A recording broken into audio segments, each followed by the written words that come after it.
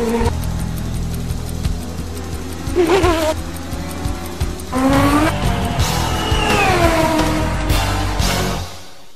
all know how stress and worry damages our bodies and our minds and our social lives, but it also damages language learning and fluency.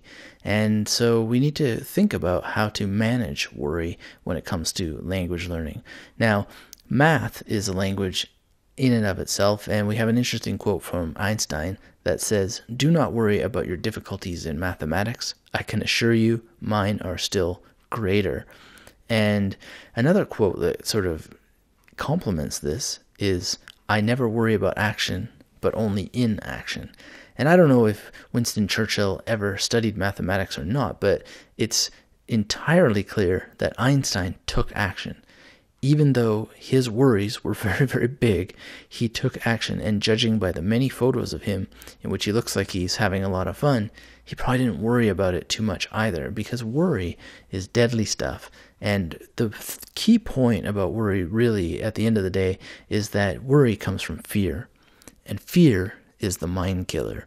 So fear creates anxiety, stress, sickness, and fatigue. Worry and fear corrode confidence, and they destroy competence. And yet so many people deliberately or unconsciously, but still in a deliberate way, introduce worry into their lives. They actually invite it. So what are the things that people worry about? Well, one thing they worry about is whether they are good enough at learning languages. Then after making a few strides with some vocabulary and some basic grammar and some phrases, assuming they ever got past their initial worry, they worry about forgetting what they've learned. And if they haven't forgotten what they've learned, they worry about pronunciation. And on the next level, they worry about being able to understand what people say when they respond in a discussion. Then they worry about being able to read a newspaper, watch a movie, attend a play. Well, let me be frank. The ladder of worry is eternal, and there is no heaven at the end.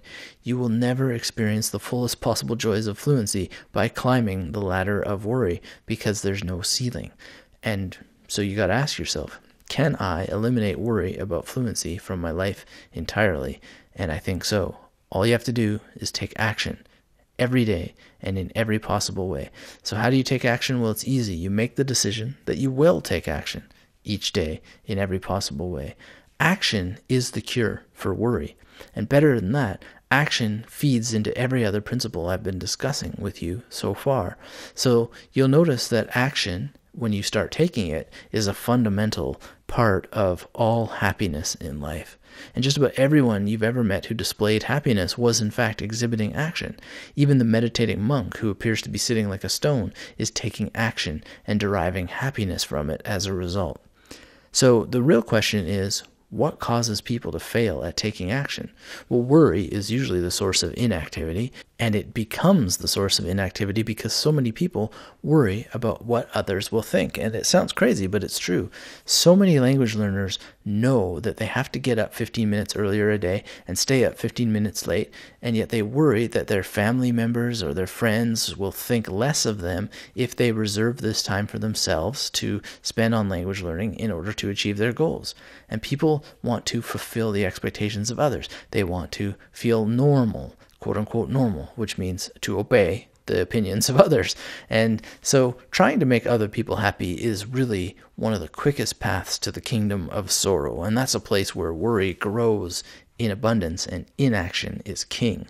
And so there's really an opposite side to this coin, and that's the currency of fluency that we've already talked about. You need to make sure that you aren't expecting too much from others.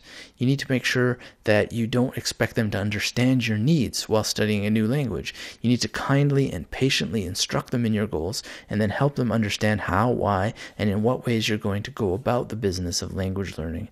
And so you're going to tell them the specific actions that you're going to take and make sure that you never have to associate your language learning goals with worry about what others think or how they'll respond to your disciplinary behaviors. And you need discipline in order to learn a language.